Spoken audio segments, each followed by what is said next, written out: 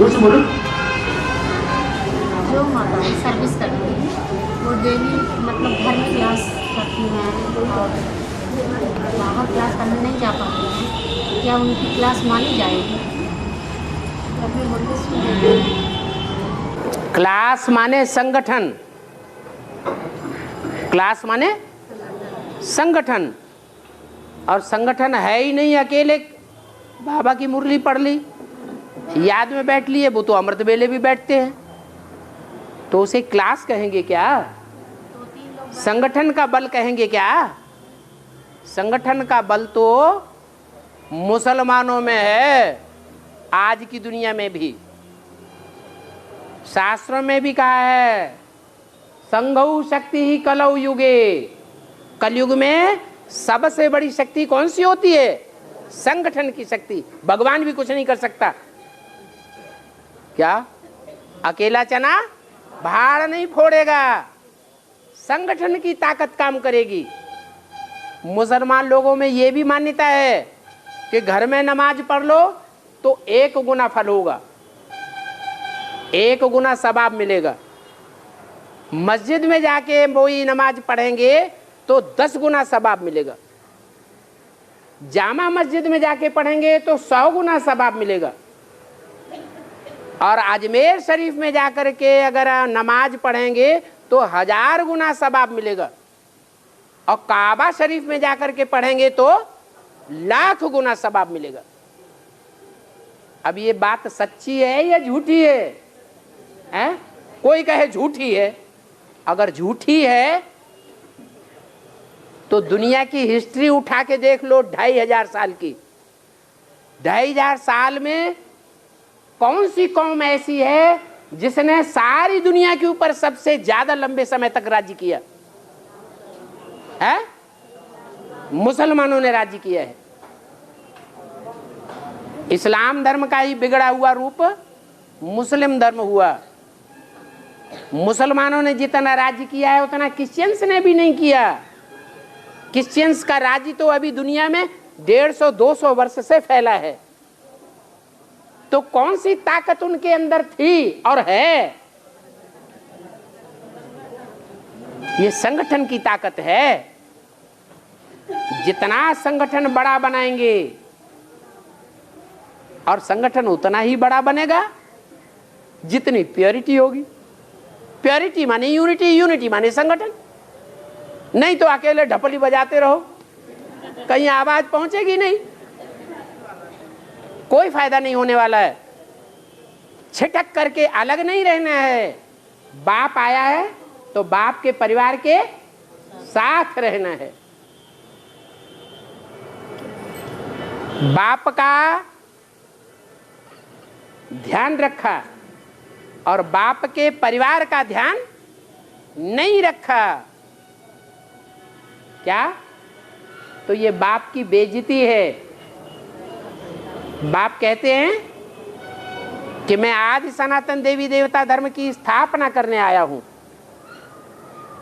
तो उस स्थापना में सहयोगी बनना चाहिए।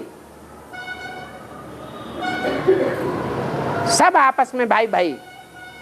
अगर संस्कार नहीं मिलते हैं तो भी सहन करके संस्कार मिलाना चाहिए। समझ लेना चाहिए, जो यहां सहन करेगा वो वहां सहन करावेगा जन्म जन्मांतर। जो यहां सहन करेगा ईश्वरीय परिवार को बढ़ाने के लिए, वो वहां जन्म जन्मांतर सहन करावेगा। कितनी अच्छी बात है। ईश्वर के लिए कितना बड़ा त्याग है। ऐसे नहीं किसी से नाराज होके बैठ गए, अकेले संगठन करना शुरू कर दिया। कोशिश करके, बांधेली माताएं हैं तो भी कोशिश करके, दिन में कोई भी टाइम निकाल करके गीता पाठशाला अटेंड करना अच्छी बात है। गीता पाठशाला भगवान का घर है। गीता पाठशाला में भगवान गया है तो आज यादगार बनी हुई है गांव गांव में, शहर शहर में। कौन सी? गीता मंदिर बने हुए हैं, ब्रह्मा कुमारी विद्यालय नहीं बने हुए हैं। काहे की यादगार है? गीता मंदिर, गीता पाठशालाओं की यादगार है।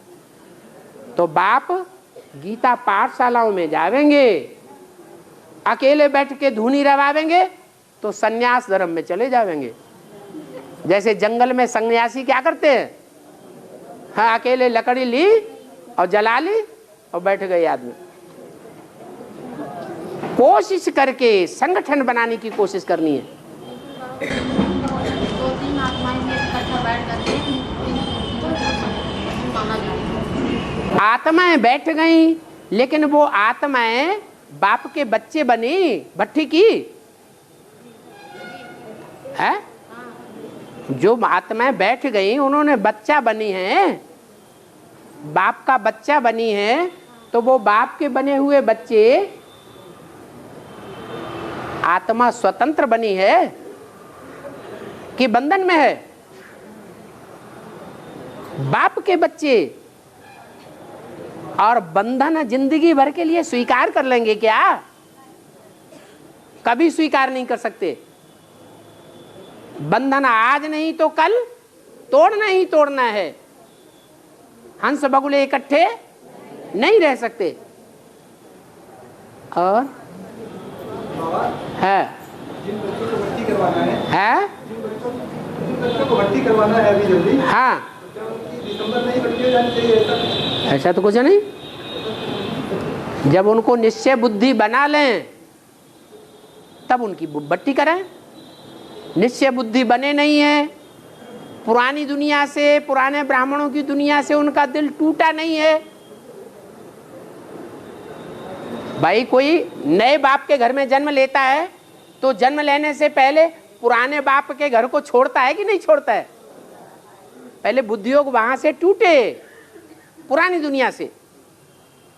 बिनु बैराग विवेक न होई। पुरानी दुनिया से बैराग दिलाओ ज्ञान दे करके।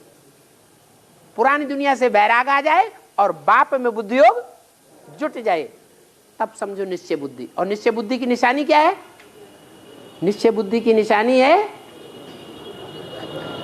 कि उसको लगन लग जाएगी कि हमें जल्दी मिलाओ। क्या हम बाप से मिले बगैर रह नहीं सकते। और दूसरी निशानी है वो जो सुनेगा वो दूसरे को सुनाए बगैर रह नहीं सकेगा। बाप का बच्चा होगा तो बाप सर्वसेवल, तो बाप का बच्चा भी जन्मते ही सर्वसेवल होगा। और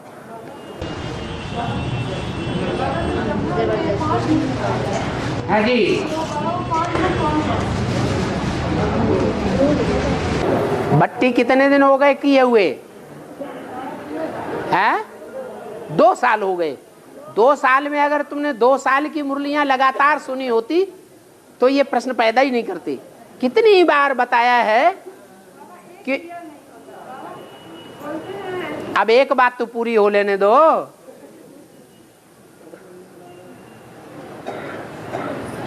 कोई पैंतरा बदलना है क्या? नहीं।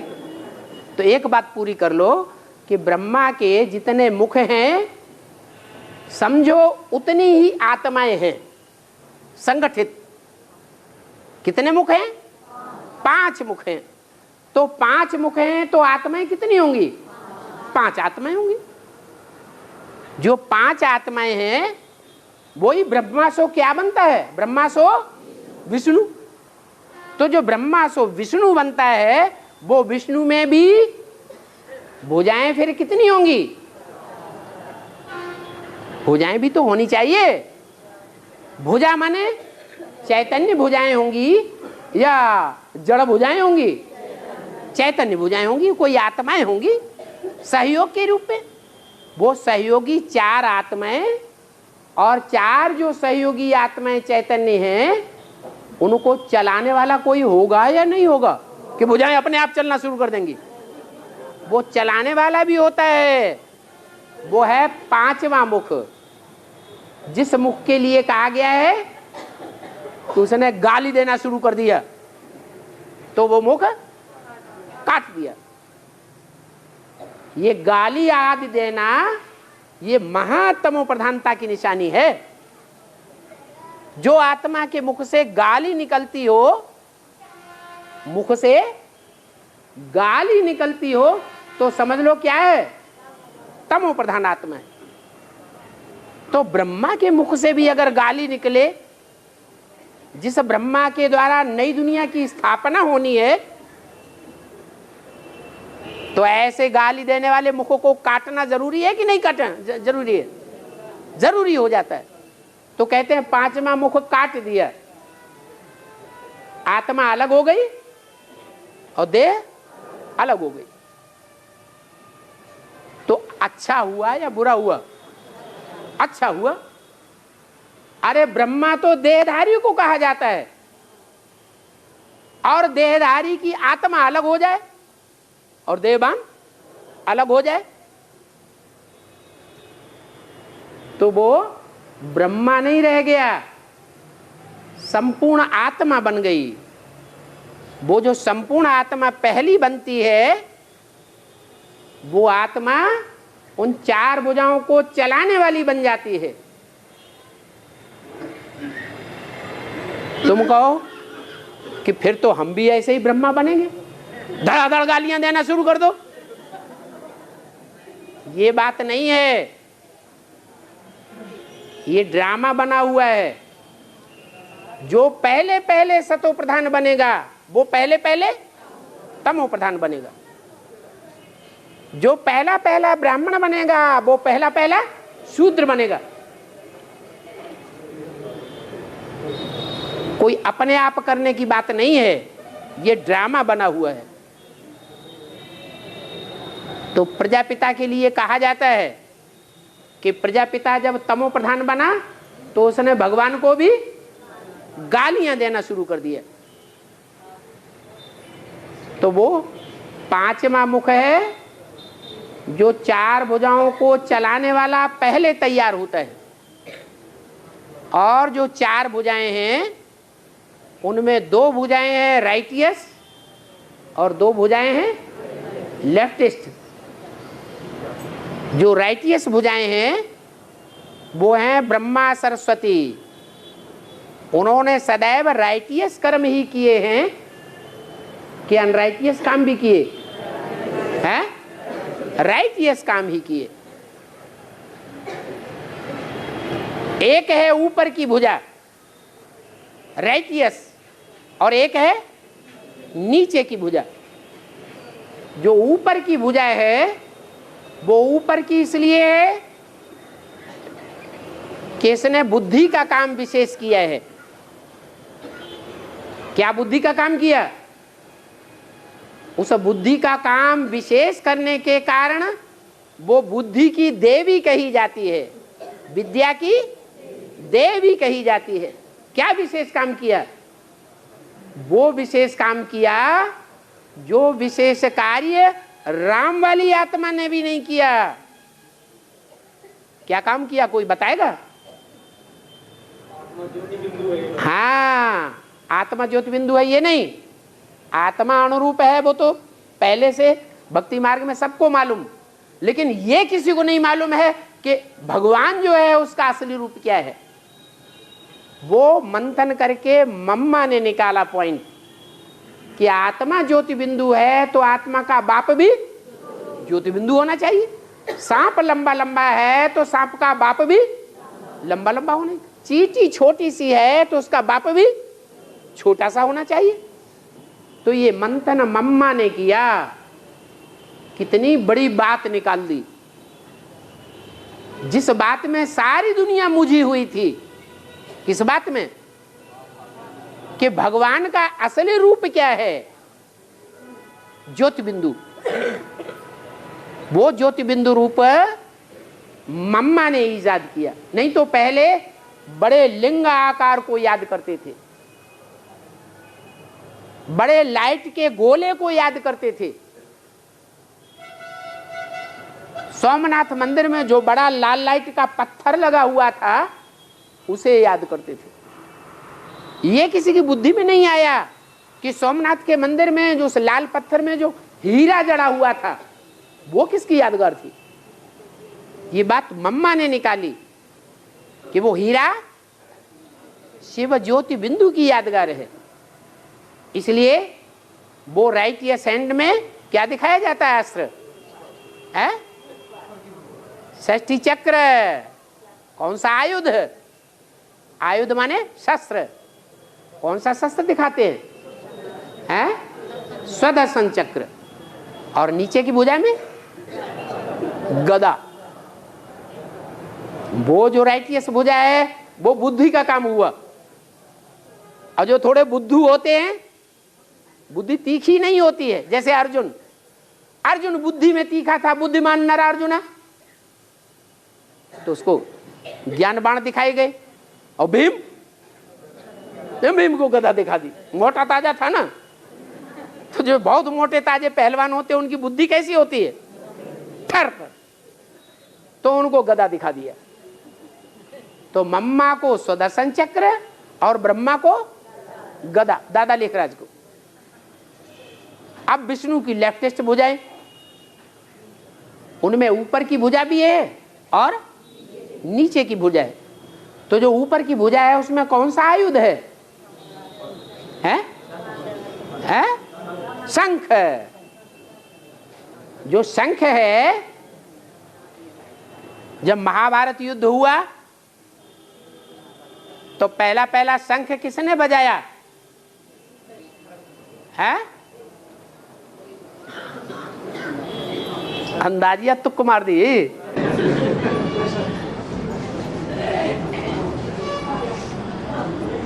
है? नहीं, लक्ष्मी कहाँ युद्ध करती है?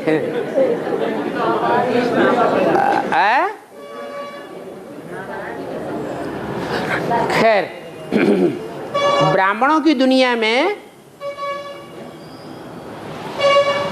असली युद्ध कब शुरू होगा?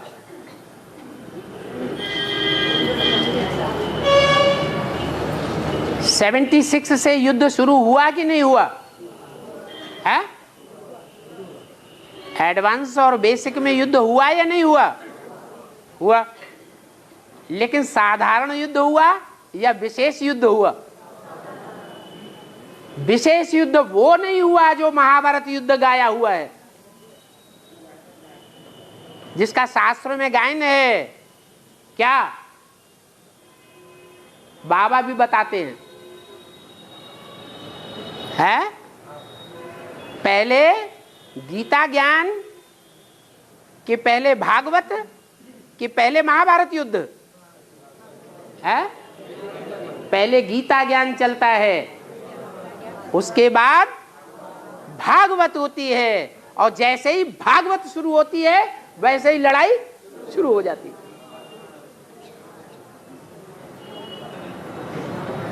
दुनिया में जितने भी शास्त्रों में युद्ध दिखाए गए हैं, वो युद्ध किसके पीछे हुए हैं? उनका मूल कारण कौन होता है? अरे महाभारत का मूल कारण द्रौपदी, रामायण का मूल कारण सीता, और देवासुर संग्राम का मूल कारण लक्ष्मी। तो ऐसे ही है यहां भी। 76 में कोई मूल कारण सामने नहीं आया, इसलिए महाभारत युद्ध नहीं कह सकते। हाँ, गीता ज्ञान शुरू हुआ। गीता ज्ञानामृत कहेंगे, क्योंकि अमृत मंथन करके निकाला जाता है। 76 से मंथन शुरू हुआ, गीता ज्ञानामृत हमारे सामने आया। गीता का एपिसोड चल रहा है, भागवत का एपिसोड नहीं कहेंगे। क्यों? क्योंकि जो भी ब्राह्मणों की दुनिया है, उस ब्राह्मणों की दुनिया के अंदर का जो अंदर का परकोटा है किला का, किले के 2 परकोटे होते, एक बाहर का और एक अंदर का। तो जो घरगृहस्थ में रहने वालों का बाहर का परकोटा है वो एडवांस पार्टी में आ गया। बाहर के परकोटों में रहने वाली जो कन्याएं माताएं हैं, वो एडवांस में जाने से उनका कोई अंतर नहीं पड़ता। लेकिन जब अंदर के परकोटे में से हजार की हजारों शहद की रानी के पीछे भागेंगी तो दुर्योधन दुशासनों को क्रोध आवेगा या नहीं आवेगा? जोर से क्रोध आवेगा और महाभारत युद्ध शुरू हो जाएगा। तो ये कनेक्शन बताया। पहले है गीता ज्ञान। जब गीता ज्ञान सुनाते हैं तो ज्यादा मजमा इकट्ठा नहीं होता, कोई नहीं सुनना चाहता गीता ज्ञान। गीता ज्ञान किसी की ज्यादा समझ में भी नहीं आता। बिरले हैं अर्जुन जो निश्चय बुद्धि बनते हैं गीता ज्ञान सुन के। लेकिन जब भागवत शुरू होती है तो सबकी आंखें खुली, कौन भागा, कहां भागा, क्या लड़ाई हुई, क्या ऐसे हुआ, कैसे क्या होना चाहिए, सबकी बुद्धि चलने लग पड़ती है। तो वो भागवत अब शुरू होने वाली है।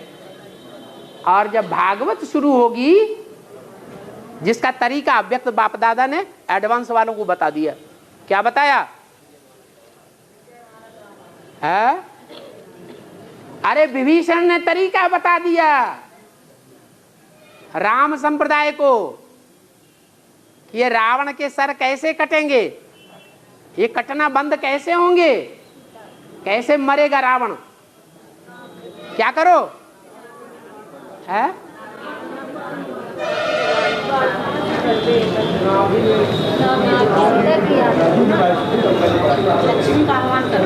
अरे सीधी सीधी बात बताओ, नाक कटाओ, नाभि कटाओ, क्या क्या बोलते हो है?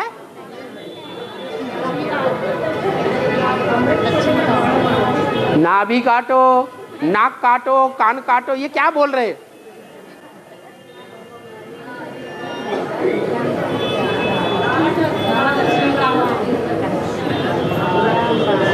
अरे विजय माला का आवाहन करो, विजय माला की हेड को आवाहन करो।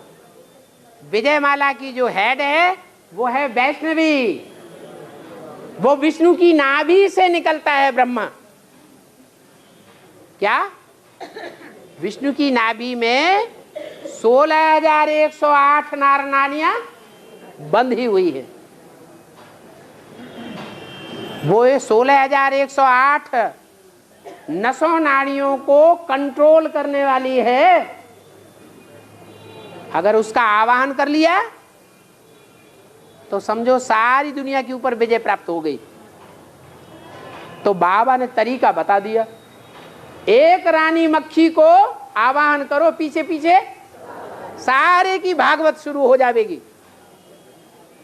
और जब भागवत शुरू होगी तो दुर्योधन दुशासन शिशुपालों को बड़ी जोर से क्रोध आ जाएगा और लड़ाई शुरू हो जाएगी। हम जानते हैं gateway to heaven is Mahabharat. Mahabharat युद्ध होगा और स्वर्ग के गेट खुल जाएंगे, हम घुस जाएंगे, वो रह जाएंगे। तो शंखनाद होगा। वो शंखनाद किसके द्वारा होगा? कौन सी भुजा के द्वारा होगा? जो विष्णु की लेफ्ट साइड की ऊपर की भुजा है, उस भुजा के द्वारा उस रानी मक्खी के भागने के साथ ही साथ युद्ध का घंट बज जाएगा, शंखनाद हो जाएगा। इसलिए विष्णु की उस ऊपर की लेफ्टिस्ट भुजा में शंख दिखाया जाता है और नीचे की भुजा में कमल का फूल। जो कमल का फूल है वो कीचड़ में रहने वाली आत्मा की यादगार है। रहती कीचड़ में है, कीचड़ की दुनिया में रहती है, पतित दुनिया में रहती है, पतित परिवारों के बीच में रहती है, लेकिन बुद्धि कहाँ लगी हुई है? एक भगवान के पास लगी हुई है। उसका यादगार है कमल का फूल। कौन है वो? है? हाँ, जगदम्बा रहती है घर गृहस्थ की कीचड़ की दुनिया में। रावण संप्रदाय के कीचड़ में रही पड़ी है, बंधन में फंसी हुई है। जैसे बांधेली माताएं जबरियन उनको कीचड़ में रहना पड़ता है, लेकिन बुद्धि कहाँ रहती है? बुद्धि उपराम होकर के रहती है। सबसे जास्ती अदर कुमार याद करते हैं, कुमार याद करते हैं, कुमारियां याद करती हैं, या बांधेली माताएं याद करती हैं? क्यों? क्योंकि उनका तन बंधन में है, लेकिन मन स्वतंत्र होता है। उन बांधेली माताओं में सबसे जास्ती बांधेली माता कौन है? जगदम्बा। तो जो जगदम्बा है वो रावण की जेल में है, कीचड़ की दुनिया में है, और कीचड़ की दुनिया में रहते भी भगवान को, भगवान के स्वरूप को सबसे जास्ती याद करती है। इसलिए महाकाली के जो पुराने पुराने चित्र हैं, उन चित्रों में स्थूल पांव से शंकर को दबोचे हुए भल दिखाया है, लेकिन बुद्धि में कौन बैठा हुआ है? शंकर का चित्र रखा हुआ है। उसे क्या साबित हुआ है कि बुद्धि से भगवान को याद करती है। दुनिया समझती है कि भगवान को प्रताड़ित करने वाली है, लेकिन भगवान समझते हैं कि मेरा जो विशेष कार्य है पाप की दुनिया का विनाश करने का, ये पाप की दुनिया को विनाश करने का काम जो शंकर का खास काम है, भगवान का विशेष काम है, वो कौन करती है? जगदम्बा। इसलिए असुर संहारिणी गाया हुआ है, असुर संहारी शंकर नहीं गाया हुआ है। तो शंकर तो समझता है कि काम किसका कर रही है? बाप का काम कर रही है। बाप का काम कर रही है तो गैया अगर काली भी है और दूध ज्यादा देती है, तो काली तमो प्रधान गऊ का पांव भी, लात भी अगर सहन करनी पड़े तो कोई खराब बात है क्या? है? वैसे भी रोजमर्रे की जिंदगी में, कलयुगी दुनिया में तमो प्रधान तो सब हैं, सभी मनुष्यों को लातें तो खानी ही पड़ती हैं थोड़ी बहुत, तो ये क्या बड़ी बात हो गई? इसलिए भले लात खाते जाओ, लेकिन काम अपना कराते जाओ। तो ये पांचवी भुजा है, चौथी भुजा है। इन चारों भुजाओं को कंट्रोल करने वाला बाप, राम बाप कहा जाता है, जो पांचवा सर कटा हुआ दिखाते हैं। हाँ, अब क्या बोल रहे हैं?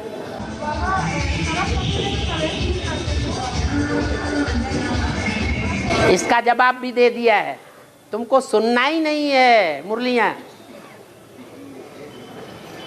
क्लास कर रही हो रोज? है? क्लास कर ही नहीं पाते। प्रश्न ये है,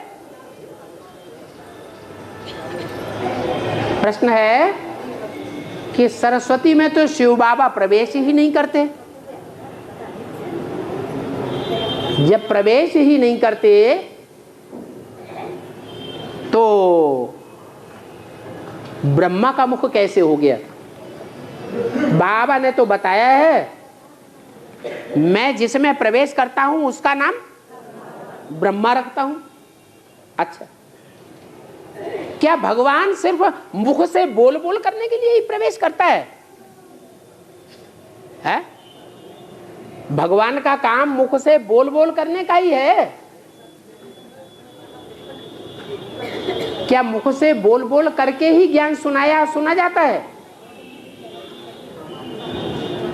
प्रैक्टिकल कर्म के द्वारा कोई ज्ञान सुनता नहीं है।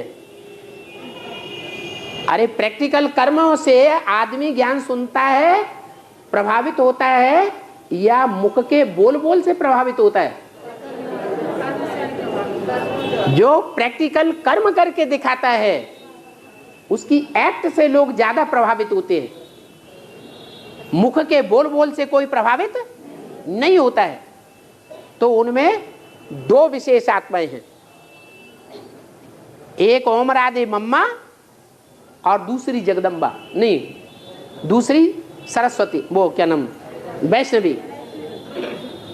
वैष्णवी जो है वो मुख से बोल बोल करने के साथ साथ एक्ट भी ऐसी करती है कर्मेंद्रियों से, अव्यभिचारी एक्ट, जो सारी दुनिया प्रभावित हो जाती है। शंकर जी और ब्रह्मा जी और जगदम्बा जी, है कि नहीं? शंकर जी, ब्रह्मा जी, जगदम्बा जी इतना बोल बोल करते हैं, वर्षों दुनिया प्रभावित होती है। दुनिया बदलती है क्या? तो ये कोई जरूरी नहीं है कि भगवान प्रवेश करके बोल बोल करे तब ही प्रवेशता साबित होती है। कर्मों की एक्ट से भी प्रवेशता साबित होती है। जगदम्बा में जो ये मनन चिंतन मंथन का टॉप मोस्ट पॉइंट आया,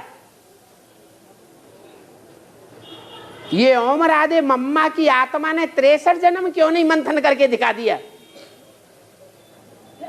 इसी लास्ट जन्म में मंथन करके क्यों दिखाया? क्या कारण है? अरे वो शिव ने प्रवेश करके उनके द्वारा मंथन कराया। ब्रह्मा दादा लेखराज ने सहन शक्ति का ऊंचे से ऊंचा उदाहरण दिखाया। 63 जन्मों में क्यों नहीं करके दिखाया? उस समय बाप नहीं प्रवेश किया, यहां प्रवेश किया। तो ये कोई जरूरी नहीं है कि ओम राधे मम्मा में प्रवेश करके शिव बाप बोल बोल करे तभी ब्रह्मा साबित होगा,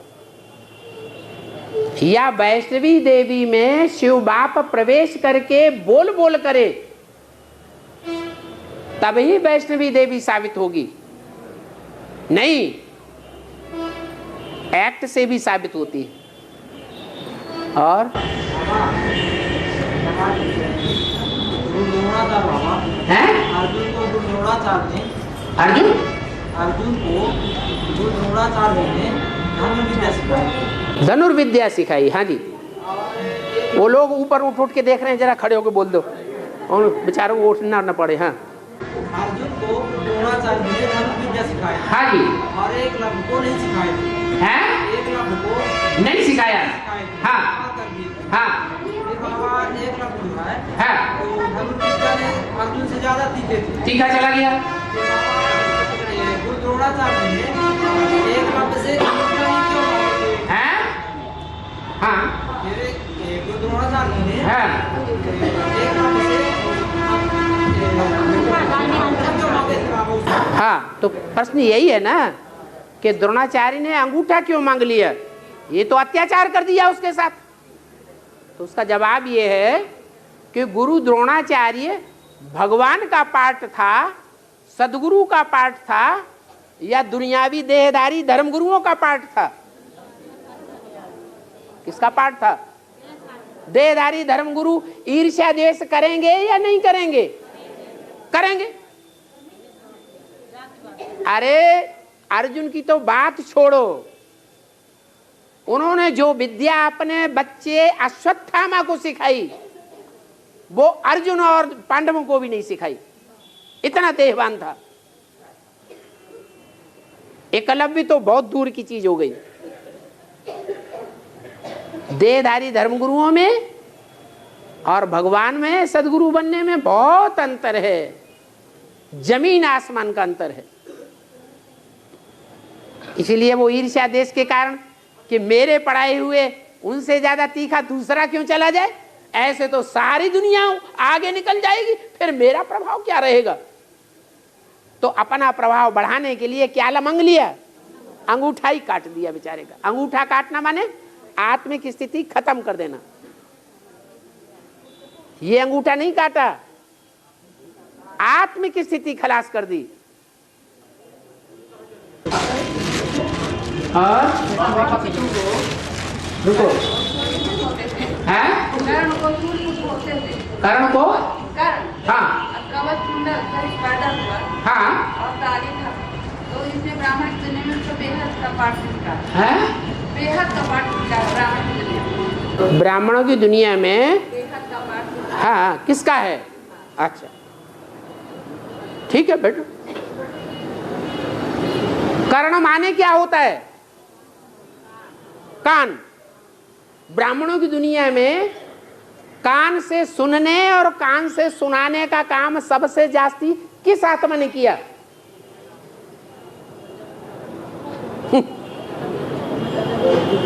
सिर्फ सुनने सुनाने का काम किया, समझने समझाने का काम नहीं किया। वो कौन है? ब्रह्मा। वो दादा लेखराज ब्रह्मा का पार्ट क्या हुआ? कर्ण का पार्ट हुआ। वो पांडव था या दासी पुत्र था? है? पांडव नहीं था, वो था दासी पुत्र। दासी ने उसकी पालना की थी। क्या कहा? पालना किसने की? दासी ने। और जन्म किसने दिया? अरे दासी ने जन्म दिया या बड़ी से बड़ी अच्छे चरित्र वाली रानी ने जन्म दिया? ब्राह्मणों की दुनिया में वो बड़े से बड़ी रानी कौन है? जो पांडवों की भी अम्मा थी और पांडवों को बाद में जन्म दिया, पहले पहले उसको जन्म दिया। किसको? कर्ण को। वो कौन है? कौन?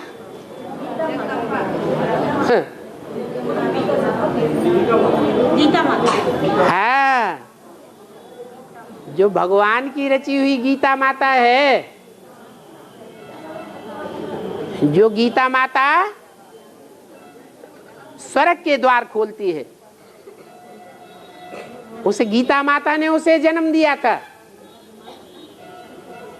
कौन थी गीता माता यज्ञ के आदि में? वो गीता माता कौन थी? हैं? जगदम्बा थी। है? ब्रह्मा बाबा को बोल बोल करना वाला ज्यादा प्रभावित करता था या चरित्रवान ज्यादा प्रभावित करता था? ब्रह्मा बाबा को। ब्रह्मा बाबा भी एक अनुभवी रथ था। उस अनुभवी रथ को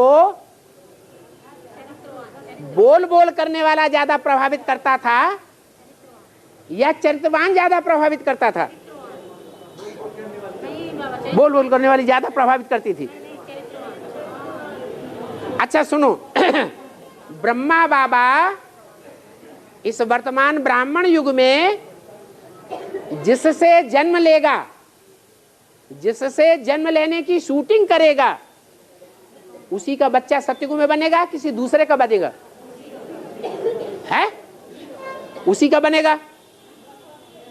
तो वो माता कौन थी जिस माता ने ब्रह्मा बाबा को प्रभावित करके प्रजा बना दिया? पहला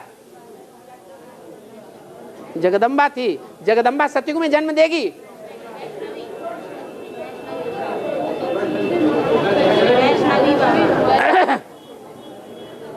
है?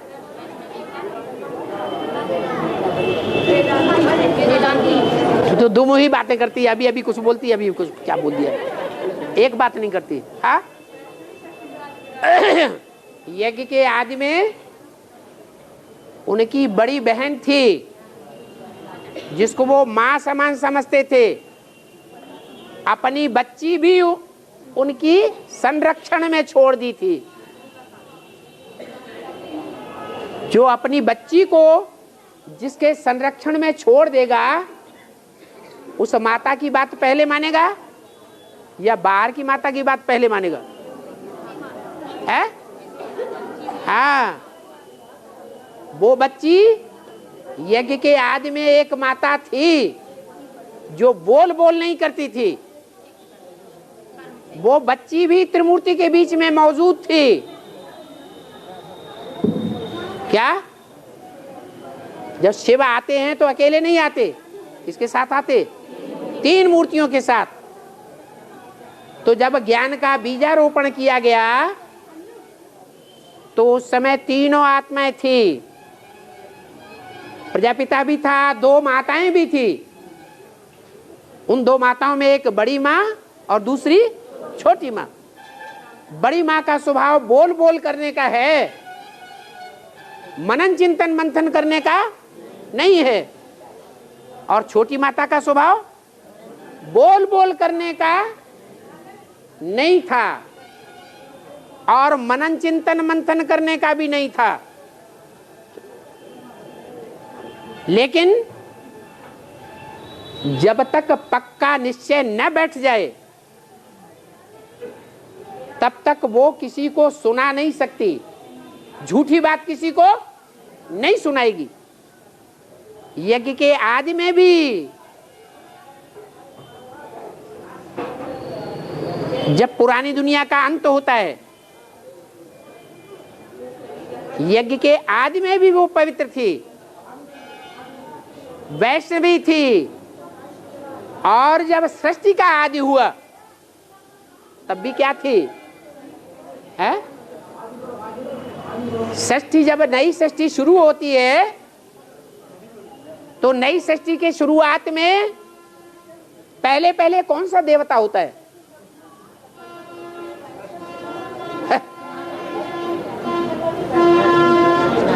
विष्णु। नई सृष्टि जब शुरू होती है तो पहले पहले कौन सा देवता? विष्णु देवता। तो जो आदि में देवता होगा वो अंत में होगा कि नहीं? जो आदि सो अंत। नई सृष्टि के आदि में भी वो लक्ष्मी नारायण आदि देव थे। और जब पुरानी दुनिया का अंत होता है तो भी वो विष्णु स्वरूप होते हैं। उन विष्णु की नाभि से 10 वर्ष के बाद 47 में ब्रह्मा प्रकट हुआ। विष्णु की नाभि से ब्रह्मा निकला। तो वो वैष्णवी शक्ति आदि में भी वैष्णवी शक्ति थी, पवित्र थी। और उस पवित्र बुद्धि ने साक्षात्कार के आधार पर बेसिक में भी आदि में ये तय किया था कि ये आत्मा ही कृष्ण बनेगी। प्रजापिता के कहने से ब्रह्मा बाबा को बुद्धि में नहीं बैठा। बच्चे को अपने बाप का ज्ञान बाप से होता है या माता से होता है? माता से होता है। तो कौन सी माता थी जिसके द्वारा ब्रह्मा बाबा को निश्चय बैठा कि मैं सतयुग की नई दुनिया में पहला प्रिंस मैं बनूंगा?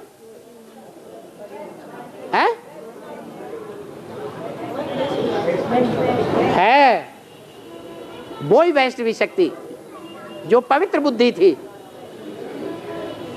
तो वो पवित्र बुद्धि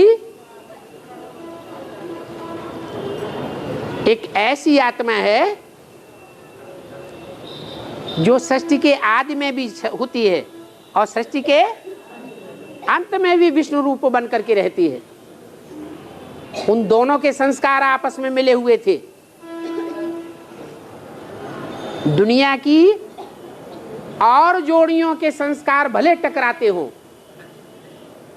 लेकिन वो जोड़ी आदि सनातन देवी देवता धर्म की ऐसी जोड़ी है जो आदि सनातन देवी देवता धर्म को प्रायः लोप क्या नहीं होने देती है। और जोड़ियां जो हैं वो व्यभिचारी बन सकती है नंबरवार, लेकिन एक जोड़ी आदि सनातन देवी देवता धर्म को अंत तक भी बरकरार रखती। इसलिए बोला कि देवी देवता सनातन धर्म में प्रायः लोप होता है, पूरा। तो प्रश्न क्या था?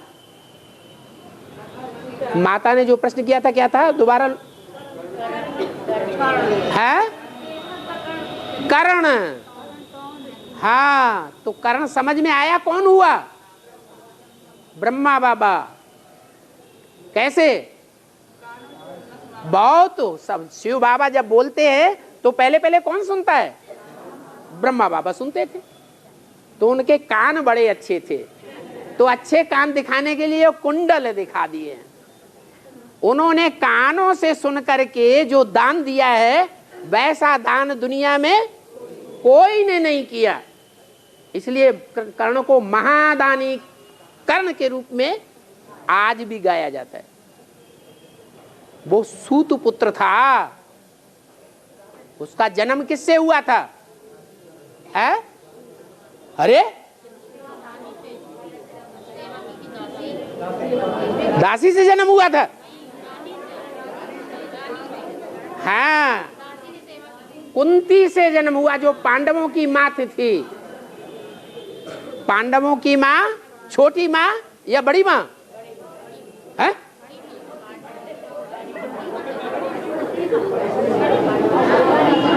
पांडवों की माँ छोटी माँ, पवित्र माँ।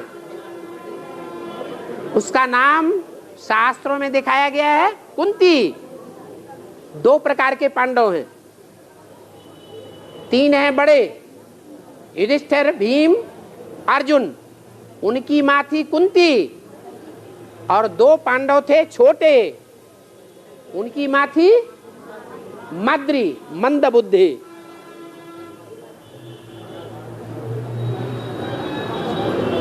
तो कर्ण की माँ कौन थी जिसने जन्म दिया?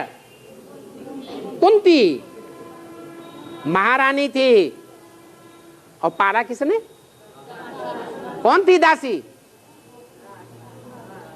है? अरे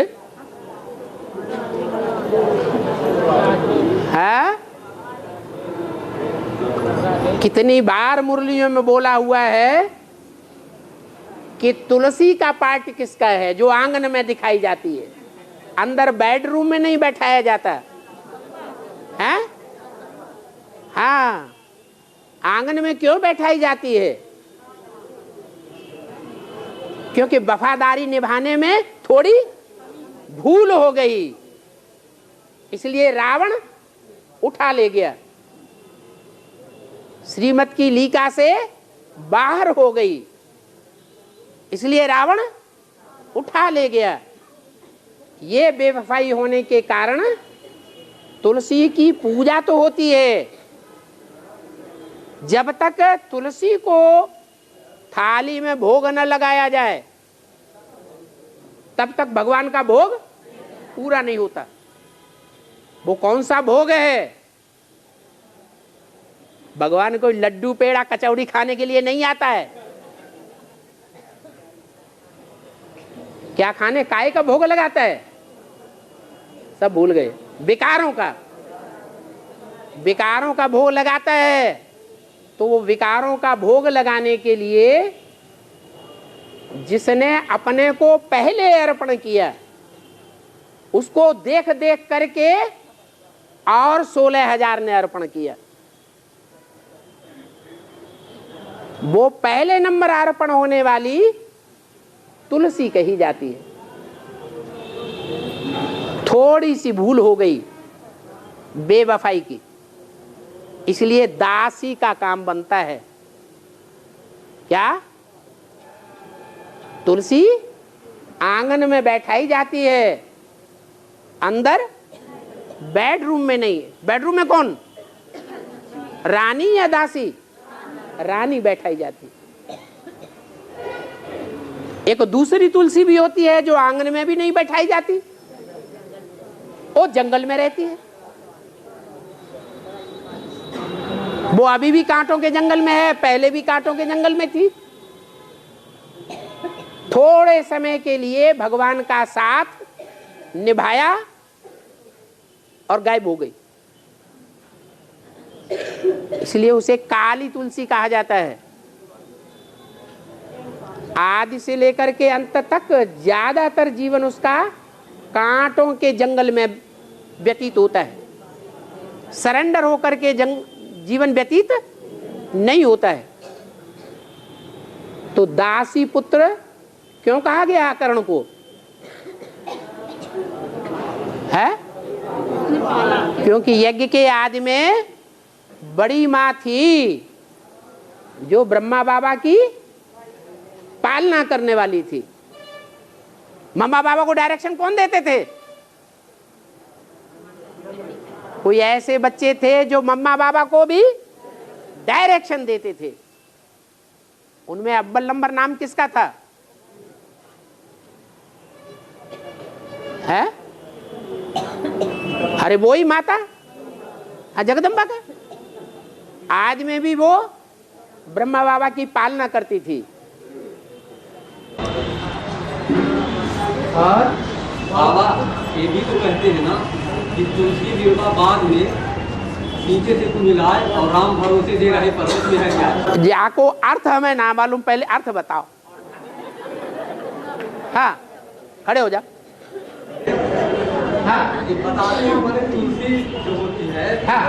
को जो हमारे अपने अंदर में रखा जाता है अंदर। तुलसी बिरवा एक बार बोलो। तुलसी विवाह बाद में बाग में नीचे से को मिलाए, नीचे से को मिलाए, कहीं से मिला?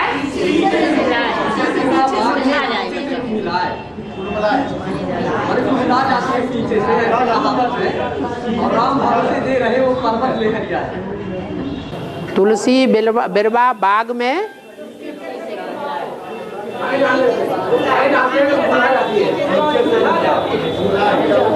कुमिला जाती है कब? अगर पानी डालें। अच्छा, माने जो जंगल की तुलसी होती है काले पत्ते वाली, अगर उसमें पानी डाल दें है तो कुमिला जाती है। हाँ पीछे से को मिलाए, पीछे माने पानी डालने से। और राम भरोसे दे रहे वो पर्वत में लग जाए। हाँ, राम भरोसे जी रहे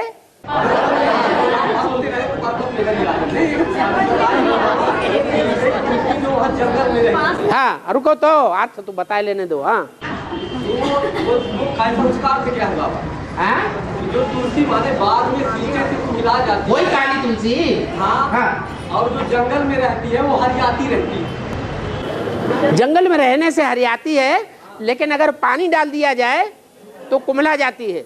वही काली तुलसी की बात है जो यज्ञ के आदि में पहले निकली थी भंगिन के रूप में। सारी सभा के अंदर आती थी और बाबा के गले लिपट जाती थी। उसको बाद में 2-4 रोज के बाद उसके परिवार वाले लोग आए और ले गए। वो टिक नहीं पाई ज्यादा टाइम। ऐसे ही एडवांस में भी कोई एक पार्टधारी है जो पहले पहले सरेंडर होती है, लेकिन सरेंडर होना बड़ी बात है या निभाना बड़ी बात है? निभाना बड़ी बात। सरेंडर तो पहले हुई, लेकिन जब उसके परिवार वाले आए, शूद्र संप्रदाय, बेहद की ब्राह्मणों की दुनिया के, वो उसको बहा ले गए, उठा ले गए। और जब उठा ले गए तब से लेकर के अब तक भी एडवांस की दुनिया में वो कांटों के जंगल में ही जीवित है। क्या उसे ज्ञान की बातें सुनाओ तो कुमिला जाएगी। ये ज्ञान की बात है कि यज्ञ के आदि में भी कोई भंगिन थी जो आदि सो अंत में भी ऐसी निकलती है जो भगवान के साथ समर्पित तो होती है तन से मन से, लेकिन निभाए नहीं पाए। ये बातें उसको अच्छी लगेंगी? है? ये बातें अच्छी लगेंगी क्या? नहीं अच्छी लगेंगी। तो पानी डालने से को मिलाया जाती है।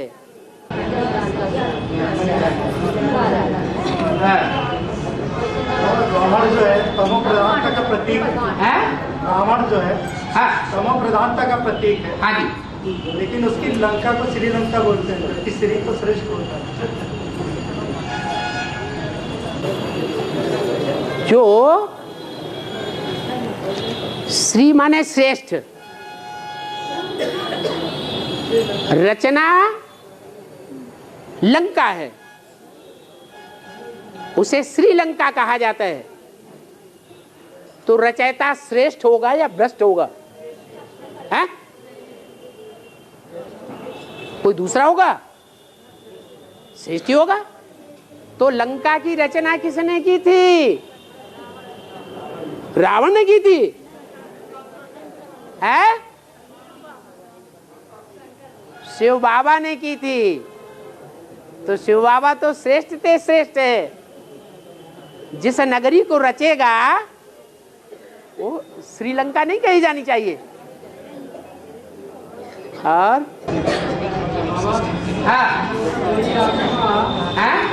कोई आत्मा पुराना शरीर छोड़कर नया शरीर जब लेने को होता है तो 4 माह पूर्व से ही अपनी संरचना करने लगता पिंड के रूप में। 4 माह पहले से ही संकल्पों से अपना पिंड तैयार करने लगता है। हाँ, वो आत्मा जो है अपने संकल्पों से नहीं, 4 महीने पहले से ही उसके पिंड जो शरीर लेना है, लंगड़ा पैदा होगा तो टांग नहीं होगी, भ्रूण के अंदर काना पैदा होगा तो एक आंख नहीं होगी, अंधा अगर पैदा होगा तो दोनों आंखें नहीं होंगी। माने वो पिंड के अंदर ही उसके संस्कारों के अनुसार उसके शरीर की रचना हो जाती है। हाँ, अगर 4 माह के बीच में ही उसके पिंड को किसी कारण से समाप्त कर दिया जाता है, हाँ, तो क्या वो आत्मा 4 माह के बाद फिर अपना शरीर छोड़ेगी?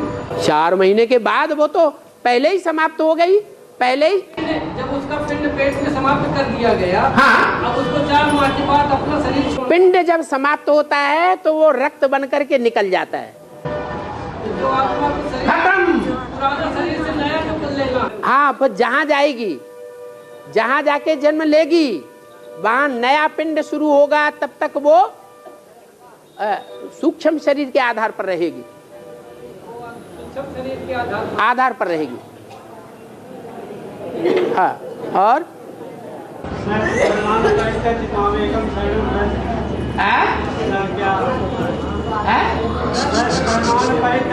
सब धर्मान परित्यज्य, हिंदू मुसलमान सिख ईसाई सब धर्मों को छोड़ करके जितने भी देह के धर्म हैं, मामा चाचा नाना काका ताऊ, इन सब धर्मों को छोड़ करके, इनकी धारणाएं छोड़ करके, वो जो कुछ तुमको धारण करना सिखाएं उन सब बातों को छोड़ करके, जो मुरली में बताया, क्या लौकिक संबंधियों से न कुछ पूछना है न उनकी मत पर चलना है।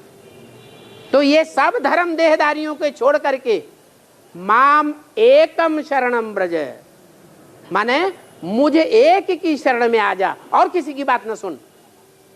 मुझे एक माने एक बिंदी नहीं, मुझे एक माने कोई साकार होगा मुझे एक, या बिंदी बिंदी होंगी, कोई साकार है। उसके द्वारा बोला हुआ महावाक्य है जो उस गीता में भी लिखा हुआ है, मुझे एक की शरण में आ जा। शरण में आ जा माने जैसे चलाऊं वैसे वैसे चल। तो इसमें शंका क्या है? इस बात में कोई शंका है क्या? है? है? है? जो भी देह के धर्म हैं, पहले पहले दुनिया में बड़े बड़े धर्म हैं, हिंदू मुसलमान सिख ईसाई, जो भी धर्म है वो धर्म। फिर उसके बाद हैं जो संबंधी हैं, वो भी देह के धर्म सिखाते हैं। वो जो कुछ बोलेंगे कहेंगे हमारी बात मानो, बड़े हैं ना तो कहेंगे हमारी बात मानो। तो उनके देह के धर्मों को छोड़ दो, उन सब को छोड़ करके माम एकम शरणम ब्रज, मुझे एक की शरण में आ जा, माने एक की बात सुन और किसी की बात एक कान से सुनो दूसरे कान से निकाल दो। हाँ हाँ हाँ हाँ, ठीक है ठीक है ठीक है, हाँ सुनो सबकी, करो करो अपने मन की।